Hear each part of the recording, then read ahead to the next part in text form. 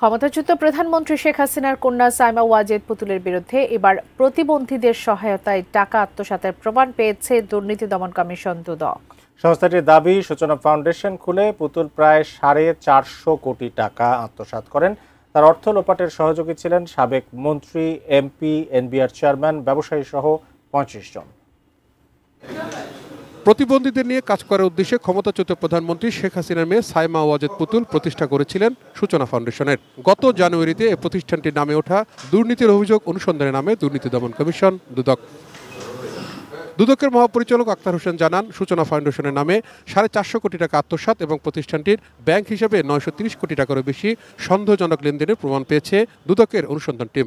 এই অর্থ থেকে 447 কোটি 95 লক্ষ 30,193 টাকা আত্মসাৎ করা হয়েছে। মূলত এটি একটি সমাজসেবা অধিদপ্তর থেকে রেজিস্ট্রেশন নিয়ে প্রতিবন্ধীদের কল্যাণে কাজ করার কথা ছিল, বা তাদের কল্যাণার্থে কোনো অর্থ ব্যয় না করে এই টাকাটা আত্মসাৎ করা হয়েছে। মহাপরিচালক আরও জানান, 8 ব্যবসায়ী সূচনা ফাউন্ডেশনকে এসব অর্থ দিয়েছেন। বিনিময়ে তারা আওয়ামী লীগ সরকার থেকে অনৈতিক সুবিধা নিয়েছেন।